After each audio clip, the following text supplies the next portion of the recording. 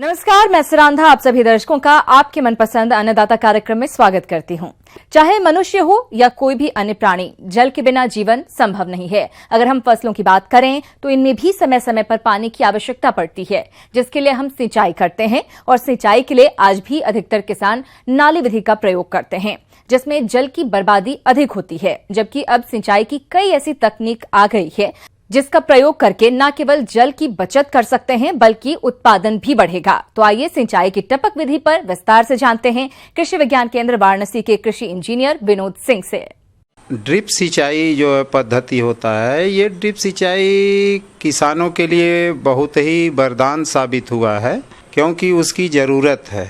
Drip सिंचाई इसलिए भी ज़रूरत पड़ गया है क्योंकि दिनों दिन असमय की जो बारिश हो रही है और वाटर टेबल दिनों दिन डाउन जा रहा है, और हमारा खेती बाड़ी, साग सब्जी, बागवानी ये सब भी होना ज़रूरी है। आबादी दिनों दिन बढ़ रही है, तो पानी की इस समय ग्लोबल वार्मिंग के वजह से बहुत बड़ी जो है स्कार्सिटी किल्लत हो रही है। और इससे जो है किसान भाई जो है अधिक से अधिक अपनी खेती बाड़ी में पौधों को पानी दे देते हैं, जिससे कि वो पौधा कमज़ोर हो जाता है और उसकी जो है नाना प्रकार के रोग फैलते हैं, उपज कम होने लगता है। पानी आने वाले समय में पानी की और बड़ी समस्या हो जाएगी, इसलिए हमारे वैज्ञानिकों ने ये ड्रिप सिंचाई पद्धति का इजाद किया है, जिसके लिए हमारी सरकार जो है अधिक से अधिक अनुदान किसान भाइयों को दे रही है, सब्सिडी, जिसके अंतर्गत कि किसान भाई आसानी से वो सुविधा ले कर के पंजीकृत हो कर के कृषि विभाग, उद्यान विभाग से और ये टपक सिंचाई प्रणाली लगा करके अपनी अच्छी खेती बाड़ी करें। और ये टपक सिंचाई प्रणाली, जिसको ड्रिप इरिगेशन सिस्टम बोलते हैं, इसका प्रयोग किसान भाइयों के लिए जितने भी प्रकार के साग सब्जी होती है, चाहे आलू, बैगन, मिर्चा, टमाटर, गोभी, किसी भी प्रकार की सब्जी हो, इसके साथ साथ जितने प्रकार के पौधे हैं, पेड़ पौधे हैं, फलत वाले फलदार पौधे हैं, इनमें भी इनकी सिंचाई की आवश्यकता पड़ती है। अच्छा सिंचाई होता है। इसके साथ साथ टपक सिंचाई प्रणाली से जितने प्रकार के जो भी हमारे जैसे पपीता की खेती है और गन्ने की खेती है, केला की खेती है, इसमें बहुत आसानी से इस सिस्टम को लगा करके और समुचित मात्रा में ससमय पानी सुलभ हो जाता है, और जो कि बहुत अधिक कारगर होता है और फसल अच्छी होती है। तो इस प्रकार से इन फसलों के लिए, पौधों के लिए टपक सिंचाई प्रणाली सिंचाई के निमित्त प्रयोग किया जाता है। बूंद बूंद या ड्रिप सिंचाई प्रणाली, यह एक ऐसी सिंचाई पद्धति है जिसमें पौधों की आवश्यकता अनुसार पानी बूंद बूंद करके पौधों के पास दिया जाता है। इस विधि से सिंचाई करने पर पानी की 50 से 70% तक की बचत के साथ ही मजदूरी की भी बचत होती है। न्यायोचित जल प्रबंध से भूमि में वायु एवं जल का सही अनुपात होने से पौधे स्वस्थ रहते हैं। और टपक सिंचाई प्रणाली से सबसे बड़ा जो फायदा किसान भाइयों को होता है कि इसमें पानी तो बहुत ही कम लगता है, और समय जब सिंचाई की आवश्यकता पड़ती है तब इस प्रणाली को लगा करके किसान भाई सिंचाई कर सकते हैं। इसमें 8 से 10 हार्स पावर का ट्यूबवेल होता है। इसके बाद 2 टैंक होते हैं, जिसमें पहला टैंक जो होता है वो अशुद्धियों को छानता है। इसके बाद जो है जो घुलनशील उर्वरक है, जैसे नाइट्रोजन के लिए यूरिया जो देते हैं, 50 से 60% बचत करते हुए दूसरे टैंक में डाल देते हैं। पानी फिल्टर होकर के दूसरे टैंक में जाता है। घुलनशील उर्वरक अधिक बचत के साथ जो है पानी और उर्वरक दोनों एक साथ पौधों के पास पहुंचता है और बूंद बूंद कर करके पौधे को सुलभ हो जाता है। और विभिन्न जिस प्रकार के हमारे पौधे हैं उसी प्रकार के जो है ये पानी निकासी का इसका जो दर होता है तो ड्रिपर लगाते हैं। जैसे छोटे पौधे हैं, साग सब्जी है, तो इस प्रकार से इसके लिए 2 लीटर, 3 लीटर, 4 लीटर क्षमता प्रति घंटा निकासी का दर होता है पानी का, तो इसको लगाते हैं। 2 ड्रिपर, 1 ड्रिपर, 2 ड्रिपर, 3 ड्रिपर इस प्रकार लगाते हैं। जो बड़े बड़े पेड़ पौधे हैं उनके लिए 4 लीटर, 6 लीटर, 8 लीटर, 10 लीटर प्रति घंटा निकासी की दर से ड्रिपर लगाते हैं, जिनसे कि कम समय में अधिक पानी जो है पौधों को सुलभ हो सके। सबसे बड़ी खासियत है कि पानी और घुलनशील उर्वरक अधिक बचत के साथ दोनों एक साथ सुलभ होता है, और जितना भी हम उनको देते हैं पानी और उर्वरक वो समूचा पौधा ले लेता है, कहीं व्यर्थ नहीं जाता है। और समय से जब हम सिंचाई करते हैं इस सुविधा को लगा करके, तो अधिक से अधिक काफ़ी अच्छा फसलों की जो है बढ़वार होता है, पौधे निरोग रहते हैं, मेड़ नाली नहीं बनाना पड़ता है, श्रमिकों की जो है इसमें काफ़ी बचत होता है, कुल मिला के लागत में बचत होता है। और जब समय से पौधे को पानी मिलता है उचित समुचित मात्रा में, तो वो जो है अधिक अच्छा बढ़वार विकास होता है। 35 से 40% का इजाफा होता है, जिससे किसान भाइयों की आय में जो है दूना तीना वृद्धि होता है।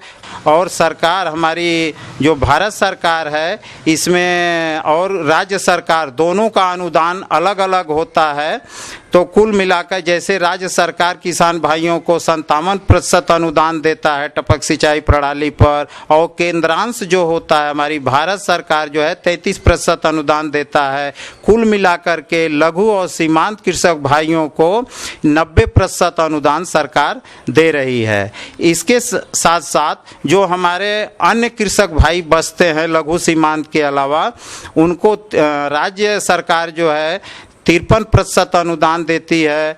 और जो केंद्र का केंद्रांश है जो भारत हमारी केंद्र सरकार है वो 27% अनुदान दे रही है। इस प्रकार से केंद्र और राज्य सरकार अन्य कृषकों के लिए कुल मिलाकर के 80% अनुदान देती है, जिसको कि केवल जो पंजीकृत किसान हैं अपने अपने संबंधित कृषि विभाग और उद्यान विभाग से जो उनकी वेबसाइट होते हैं उससे अपना पंजीकरण करा करके जब रजिस्टर्ड हो जाएंगे वही पात्र होते हैं। इसके बाद जो है वो आवश्यकता के अनुरूप ये जो है सुविधा ले सकते हैं। इसके लिए 0.4 हेक्टेयर से लेकर के यानी 1 एकड़ से लेकर के और अधिकतम 5 हेक्टेयर तक का अनुदान किसान भाइयों को दिया जा सकता है।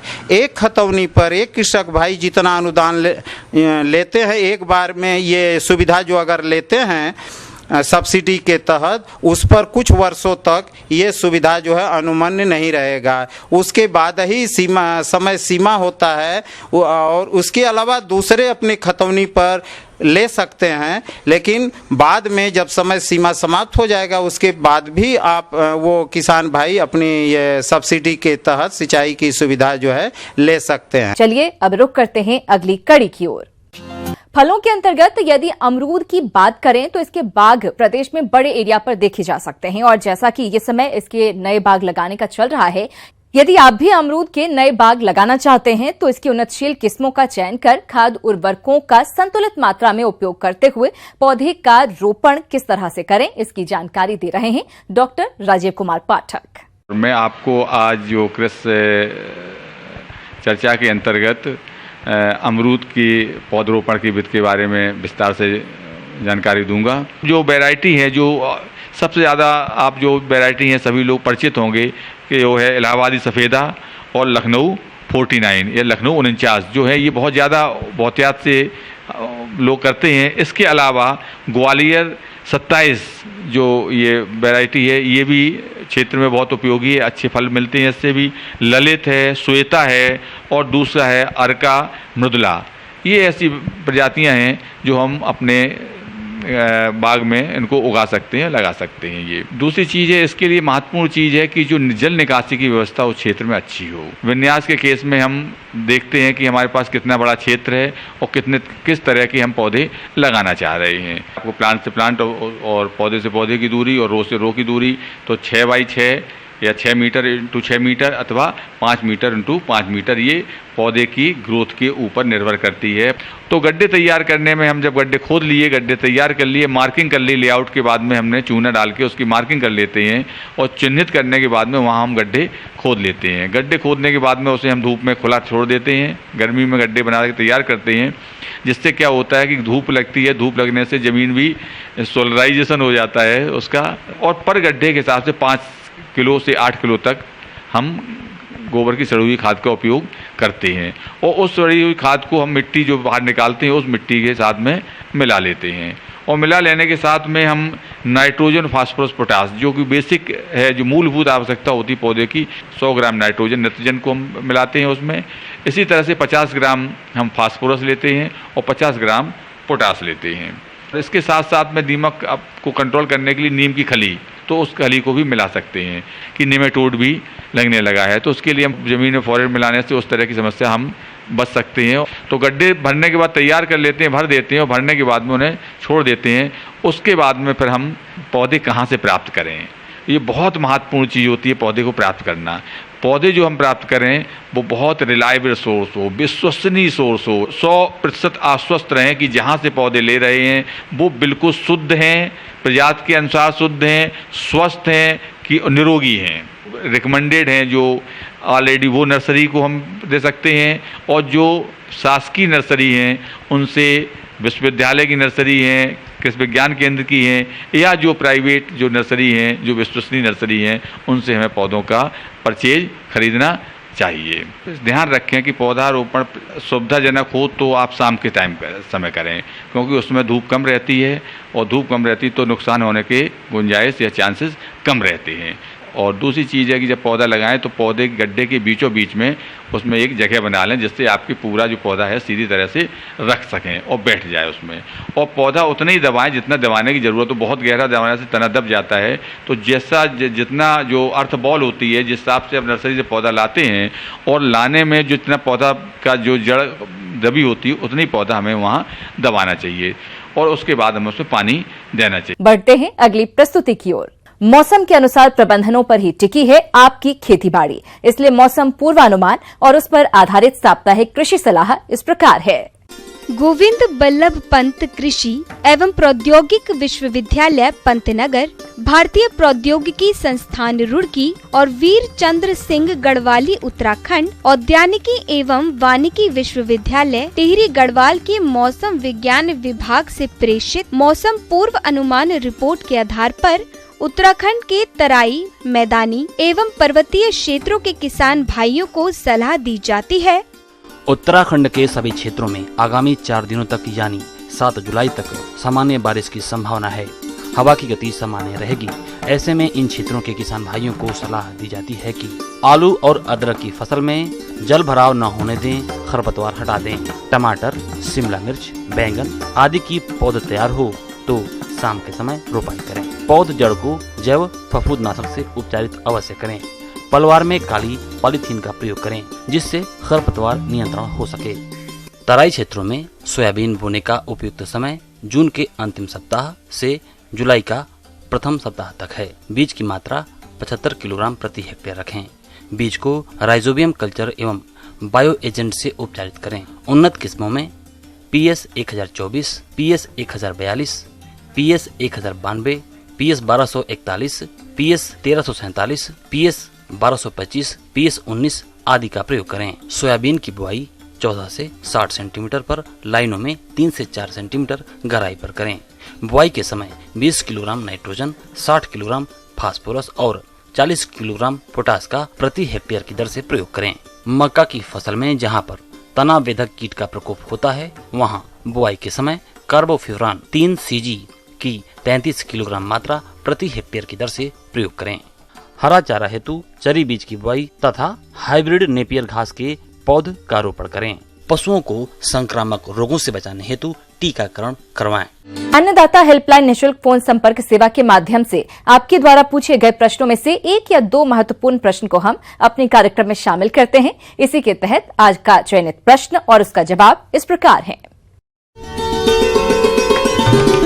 निःशुल्क अन्नदाता हेल्पलाइन में आज हमने जिस प्रश्न को शामिल किया है उसे पूछा है, ग्राम मंझी, जिला लखनऊ के देवेश यादव ने। आपने आम के बाग में हर वर्ष फलन के लिए अपनाए जाने वाले कार्यों पर जानकारी चाहिए है, तो इसके लिए देखिए कार्यक्रम का यह अंश।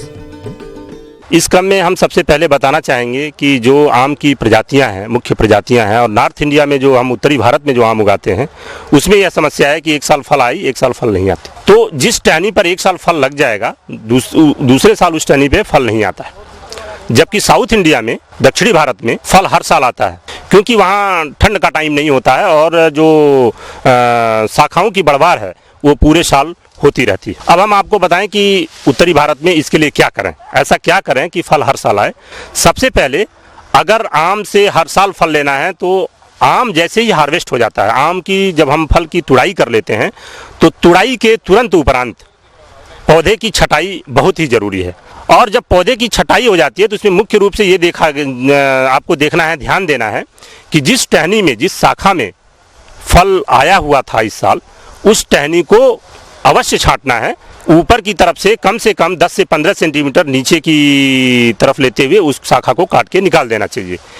तो यह काम फल तोड़ने के तुरंत बाद। अब हम एक दवा के प्रयोग के बारे में आपको बताएंगे जो कि वृद्धि नियामक है। इसका प्रयोग करके आप अपने बाग से हर वर्ष फलन ले सकते हैं। इसे कलतार के नाम से जानते हैं, जिसका रासायनिक नाम पैक्लोब्यूट्राजोल है। एक दवाई ये होती है जिसको हम बोलते हैं ग्रोथ रिटार्डेंट, और उसका केमिकल नेम होता है पैक्लोब्यूट्राजोल। तो इसके लिए जो पहली जो सीढ़ी थी वो मैंने बताया कि पहले पौधे की छटाई करनी है। छटाई के तुरंत बाद ये इस ग्रोथ रिटार्डेंट का प्रयोग करना है। इसका प्रयोग सितंबर माह में अवश्य कर देना चाहिए, क्योंकि जो फ्रूट बड डिफरेंशिएशन का टाइम होता है आम में, वो अक्टूबर नवंबर में, सितंबर से स्टार्ट हो जाता है, अक्टूबर नवंबर तक चलता रहता है। इसका प्रयोग सितंबर माह में 4 ml प्रति लीटर कैनापी के हिसाब से, तो जो कलतार दवाई है उसका 4 ml प्रति लीटर के हिसाब से प्रति पेड़ देना होता है। अब 4 ml प्रति लीटर का मतलब ये है मिक्स करके तो देंगे प्रति पेड़, लेकिन अगर उसकी फैलाव 1 मीटर है, एक कैनापी का फैलाव 1 मीटर है, अगर मान लीजिए कैनापी का फैलाव 2 मीटर है तो ये 8 ml प्रति पेड़ हो जाएगा। अगर कैनापी का फैलाव 3 मीटर है तो ये 4×3=12 ml प्रति लीटर हो जाएगा। और इस दवा को पानी में मिला करके पेड़ के नीचे एक गोल नाली, छोटी सी गोल नाली खोलते हैं और उस गोल नाली में इस दवा को हम प्रयोग कर देते हैं। गोल नाली जब आप किसान भाई खोदेंगे तो पाएंगे कि ये जो जड़ें यहाँ दिखेंगी, छोटी छोटी जड़ें सब यहाँ दिखेंगी। तो जो फीडर रूट्स हैं वो यहाँ भी पाई जाती हैं, जड़ें यहाँ भी पाई जाती हैं। और हमारा ये एम होता है कि इसके मुख्य तना के पास ये दवाई का प्रयोग कर दें और ये जड़ें फिर इसको चूस लेंगी और फिर ये पेड़ में ऊपर की तरफ चला जाता है और अपना काम करना शुरू कर देता है। अब मैं किसान भाइयों को बताऊंगा कि जैसे ये सोल्यूशन बना करके किस तरह से प्रयोग करें। तो सोल्यूशन बन चुका है, जो हमने रेट बताया आपको कि 4 मिलीलीटर प्रति लीटर में मिला करके, अगर पेड़ का फैलाव 1 मीटर है तो 4 मिलीलीटर 1 लीटर पानी के हिसाब से मिलाते हैं। 4 मिलीलीटर दवा का प्रयोग होना आवश्यक है। पानी की मात्रा ज़्यादा हो सकती है। हमने बताया कि पेड़ की कैनापी फैलाव अगर 1 मीटर है तो 4 ml दवा इसमें पड़नी चाहिए। अब उस 4 ml दवा को 1 बाल्टी पानी में मिला के आप डाल दें, 10 लीटर पानी, 15 लीटर पानी या 20 लीटर पानी में मिला करके पेड़ के नीचे टोटल 4 ml दवा ये जानी चाहिए। पेड़ का फैलाव ज़्यादा है, दवा की मात्रा बढ़ती जाएगी। अगर पेड़ बहुत बड़ा है तो इसके लिए जो फुली ग्रोन अप ट्री हैं, पेड़ हैं, उसमें 20 से 25 ml इस दवा का हम प्रयोग करते हैं। अब इस दवा का सलूशन हम घोल बना लेंगे और घोल बनाने के बाद इन जड़ों के चारों तरफ, जो पेड़ के चारों तरफ इस तरह दवा का हम प्रयोग करेंगे। तो टोटल जो आपने दवा का घोल बनाया है 15 से 20 लीटर पानी में पेड़ के चारों तरफ ये इस तरह से डालते जाएं, इसको अच्छी तरह भर दें। इस दवा के प्रयोग के बाद हम किसान भाई को ये भी बताना चाहेंगे कि दवा प्रयोग करने के बाद यहाँ नमी बरकरार रहनी चाहिए। तो किसान भाई दवा प्रयोग करने के बाद हफ्ते में एक बार कम से कम इसमें 2 बाल्टी पानी का प्रयोग अवश्य कर दें, जिससे नमी बनी रहेगी और दवा का जो इसमें दवा यहाँ से नीचे से मिट्टी में जो जड़ें चूस लेंगी, चूसने के बाद ये पेड़ में चली जाएंगी और अपना काम जा कर के वहाँ पर जो नई नई शाखाएं आ रही हैं वहाँ पर इनका जो है प्रभाव होगा और वो शाखाएं जल्दी मैच्योर हो जाएंगी। इस तरह से हर साल फल आने में ये दवा सहायक होती है। बताई गई दवा की पूरी मात्रा का प्रयोग पहले वर्ष करें, दूसरे वर्ष दवा की मात्रा आधी कर दें। तीसरे वर्ष 3/4 कर दें, चौथे वर्ष इसका प्रयोग नहीं करना है। फिर 5वें वर्ष से इसी क्रम में दवा का प्रयोग करते रहें। आप देखेंगे कि आपके बाग में फल हर वर्ष आना शुरू हो जाएगा। आइए अब एक नजर डालते हैं राज्य की कुछ चुनी हुई मंडियों के प्रमुख फसलों के बाजार भाव पर।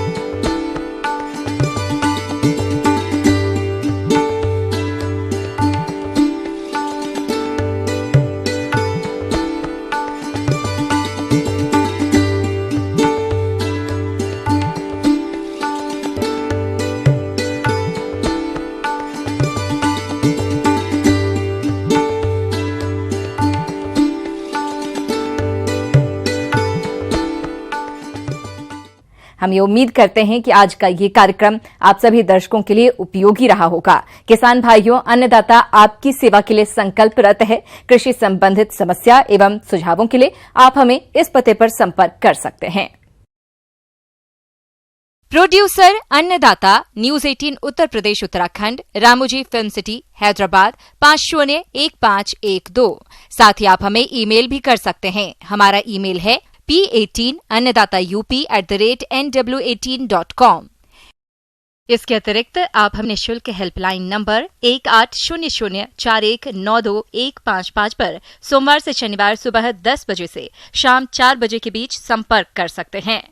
अब आइए देखते हैं कल दिखाए जाने वाले कार्यक्रम की मुख्य झलकियां। अधिक लाभ प्राप्त करने हेतु कैसे करें सोयाबीन की उन्नत खेती। किसान भाइयों, अब समय हो रहा है आपसे विदा लेने का, तो हमारी पूरी अन्नदाता टीम को दीजिए इजाजत। कल फिर आपसे मुलाकात होगी कृषि संबंधित कुछ और महत्वपूर्ण जानकारियों के साथ। नमस्कार।